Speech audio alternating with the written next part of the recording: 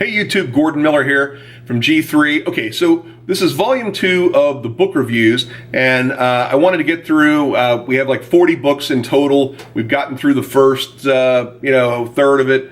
This may end up broken into 3 sections instead of 2, but anyway, I wanted to make sure I gave as much detail about each of them as I could. So we left off at in the list at The Art of War. I happen to love The Art of War. I have about 27 different translations, and a classmate of mine in graduate school, John Bush, who went to St. John's College, the College of Knowledge, shared with me while we were in school that he took ancient languages because he wanted to see what the original version was in the original language and understand how things get mistranslated and understand more the intent of the original text. Amazing guy, amazing strategy, and I agree 100%. It's amazing to me that that there are so many errors in the translations of things. So when I first got started with The Art of War, based on John's recommendation, I actually bought 3 different copies, different translations, and I read them all 3 at the same time. And oh my gosh, it was a whole different world for me because it allowed me to be able to understand. It's like, oh, this person interpreted it as this, and this person interpreted it as this, and this person interpreted it as this. Well, I likely agree with this, at least that's my understanding of it. And then as I began to research the original text in Chinese, you find how this could possibly, the mistranslation could happen. So I prefer a couple of the translations. I've provided a link to the one by Stephen Kaufman. His is the definitive interpretation of Sun Tzu's classic book of strategy. Stephen Kaufman's a good friend of mine. I love Stephen. I think he has an interesting interpretation. It's certainly in my top 2 or 3 favorites, but it's certainly worth comparing it and using it to compare to the one that's the last one that I gave, which is the one that I started out as my favorite. So we can take a look at those, maybe in another video when I talk about The Art of War in more detail. So the next book is The Unwritten Law of Business by James Scaccoon. It's a good book. I love unwritten laws and other kind of laws and step books and things like that. It's a good, definitely a good read. The Truth About Finding and Using Customer Momentum and the Wisdom of Crowds. Another crowd book. This one by Michael Solomon. I happen to like this as well. Again, I'm all about doing what works. And I think that, the most important thing in business is, and in the world of physics, is momentum. And so business momentum is the most important thing. And I think that you gain momentum by meeting the needs and expectations of the people that are using your product or service. So that to me is pretty important. I skipped over a book, The 100 Absolutely Unbreakable Laws of Business by Brian Tracy. Love the book. I love top 100 lists and things like that. But again, I love reading it adjacent to other things, comparing how things that are the same or similar, but also the things that they have that are different that didn't make each other's lists. So I enjoy that. The next book is Selling the Invisible: A Field Guide to Modern Marketing by Harry Beckwith. I like this book. It also has not gotten as much publicity as some of the others, but I think it's a good read. The Change Function and Why Some Technologies Take Off and Others Crash and Burn by Pip Coburn. Great understanding of why even good ideas, but bad market timing or bad marketing or bad execution or whatever can cause your business to fail. And I think that, since 98% of all businesses fail, eventually, and 96% fail in the first couple of years, it's probably worth understanding why businesses fail. So it's a great book for understanding that. Also, the next one is Outliers, the Story of Success by Malcolm Gladwell. So Gladwell is probably one of my top 3 favorites. I love the books that Gladwell has written. All of them, I recommend all of them. Outliers is one of my favorites, I've reread this book I don't know how many times, but it's a great read.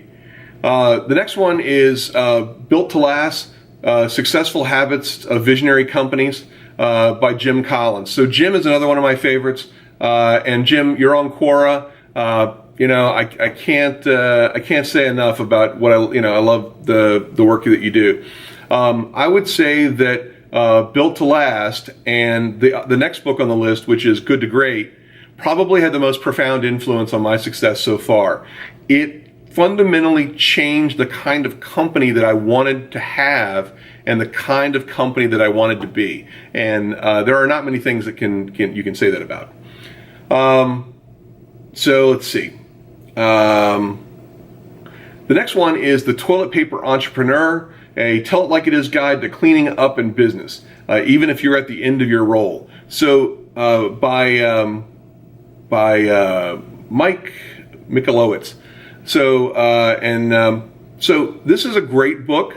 It talks about being very frugal and economical when starting your business so that you can leverage the success from continuing to grow sales, and talks about being mindful of how you spend your money and what money should go for and things like that. Great book. I mean, probably the biggest mistake that most people make is that they make some money and they spend all the money on, they want to, I'm going to buy a Ferrari, or I'm going to buy a motorcycle, or I'm going to do this, that, the other. All that money that you just took out of the business is money that you don't have available for the business to make its next success or bridge its next financial gap. And it's important that people realize that the money needs to stay in the company. And it was a great book for that.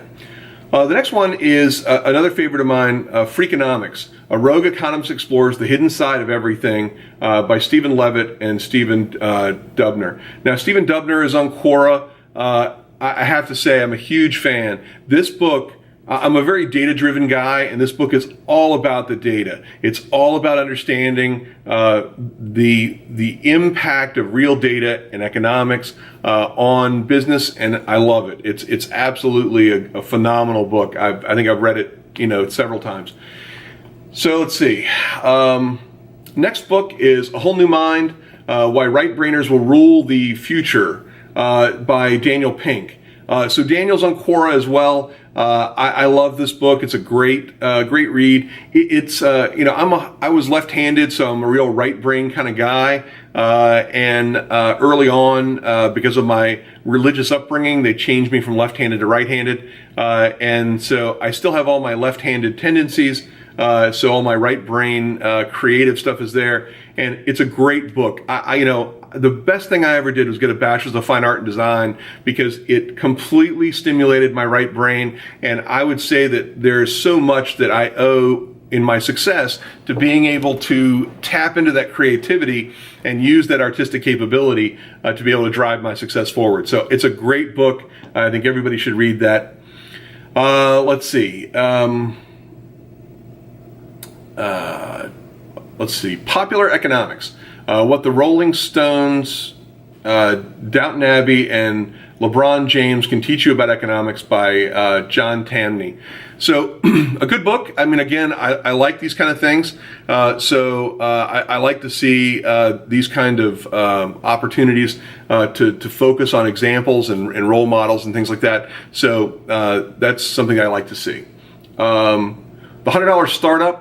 Reinvent the way you make a living, do what you love, and create a new future by Chris Galliabo.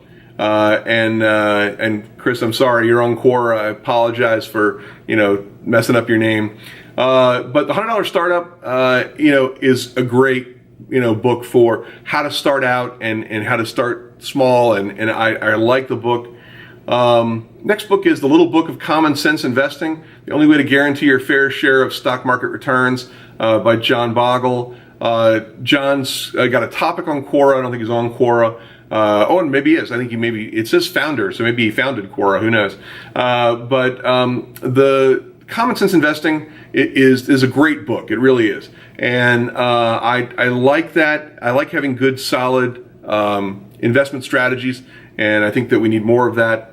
The Intelligent Investor, the definite book on value investing, a book of practical counsel, and that's by Benjamin Graham. And Benjamin Graham has a link on Quora. So I like this book. It's good. I think it's important that everybody have investing skills. And I think that everything you can pick up about entrepreneurship and investing is important. The 4-Hour Work Week is kind of a required reading. This is the book by Tim Ferriss. Tim's got a link or a topic on Quora. So Tim, it's a great book. Obviously it's done millions of copies and affected millions of people's lives. So it's a great read.